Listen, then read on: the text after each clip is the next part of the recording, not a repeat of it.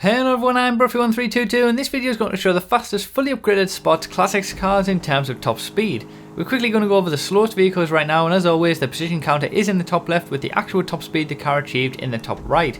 This video only focuses on straight line performance, so if you're interested in racing where braking, cornering and acceleration are all relevant, check the link in the description for the lap time testing series.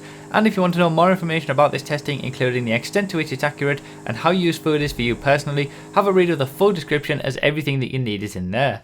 So the Sport Classics class in terms of top speed is very similar to the makeup of the class in terms of lap time as well.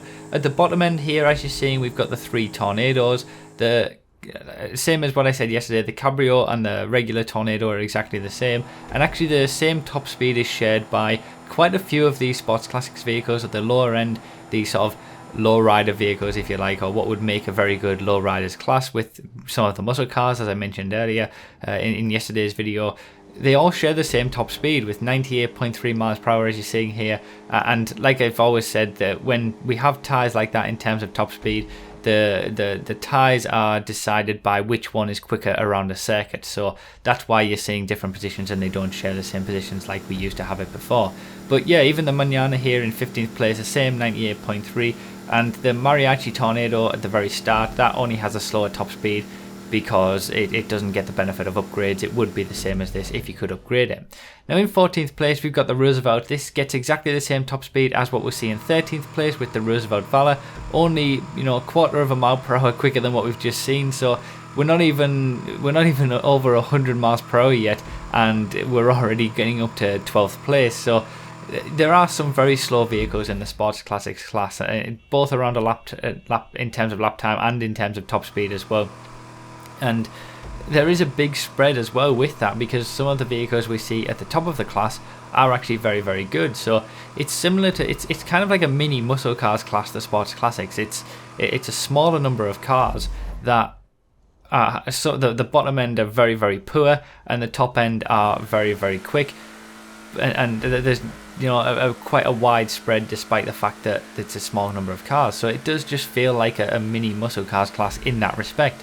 12th place here with the Tornado Rat Rod. Again, haven't even broken 100 miles per hour yet with that, but we finally do with the Frankensteiner here in 11th place. Just before we hit the top 10, we finally break 100 miles per hour with 106.5 from the Frankensteiner, so at least that's not too bad. We're finally up there, but it's the top 10 when we start to see the more interesting vehicles. Obviously the bottom 10 are really not that special.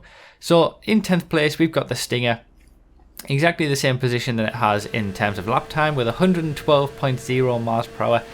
It's not too bad, it's pretty reasonable. That would put it relatively decently placed in the regular sports class, sort of mid-tier I guess you could say, maybe lower end, but not too bad considering it is a Sports Classics vehicle. And obviously no prizes for guessing what's in 9th place, that also shares the same position from the lap time testing video, the Stinger GT. Like I said in the lap time testing video, these are exactly the same in terms of most stats under the hood. It's only a few suspension differences that make the Stinger GT have a different lap time, but in terms of top speed they're exactly the same.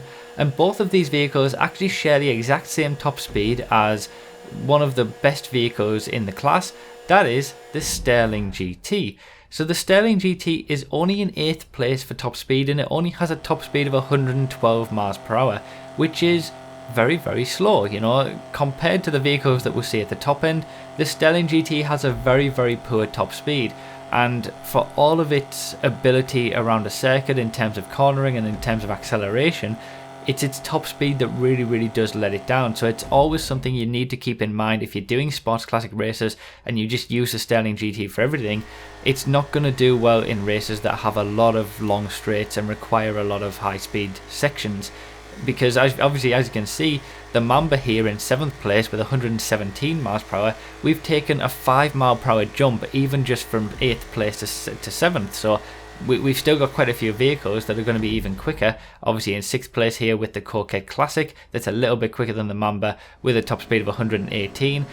They're all relatively decent top speeds here, and the top 7 vehicles are pretty competitive, but the Sterling GT certainly isn't. So as powerful it is around corners, it certainly isn't in terms of top speed, so it's something that you always need to keep in mind, and at least that gives some sort of balance to this class, that it's not perfect in every single situation. So top 5 now. Breaking into the top 5 is the JB700 with 119.3 miles per hour. That's the same top speed as the vast majority of sports cars that we saw from the regular sports cars video, so that's pretty decent. And it's still a competent vehicle, the JB700, not too bad around the circuit, and it does have a relatively respectable top speed. In 4th place we've got the Casco, the exact same position that it has from the lap time testing video. Again, I didn't realise initially how many vehicles in this class share the exact same position from the lap time testing video, but the Casco's top speed of 120 miles per hour, again that's faster than the majority of regular sports vehicles, a very good top speed there, and just misses out once again on the top 3, but again it's not by much to the Pegali, once again sharing the same position that it had for the lap time testing video, 121.3 miles per hour with the Pegali. Again, a very decent lap time. That's quicker than the majority of sports cars. That would put it sort of into the top 3 in the regular sports cars class as well. And yeah, the sports classic class does have some competent vehicles that do have some decent top speeds, like in 2nd place from the Monroe. Very good performance from the Monroe to get in 2nd place with 122.0 miles per hour. And with the sports classics class, the reason that they are much slower around corners than regular sports cars is mainly because they don't have the spoiler on the back, as I mentioned earlier, obviously apart from the Sterling GT. But yeah, they all do get relatively good top speeds. But the ultimate king is of course the Z-Type with a top speed of 126.3 miles per hour.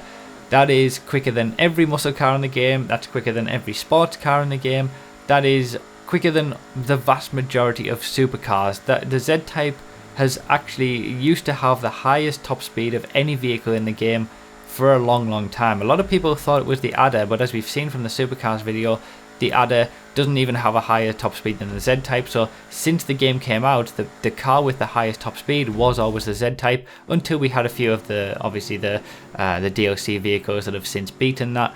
But 126.3 miles per hour is an insanely high top speed, and that's what at least gives some balance to the sports classics class on tracks that have a lot of high speed sections.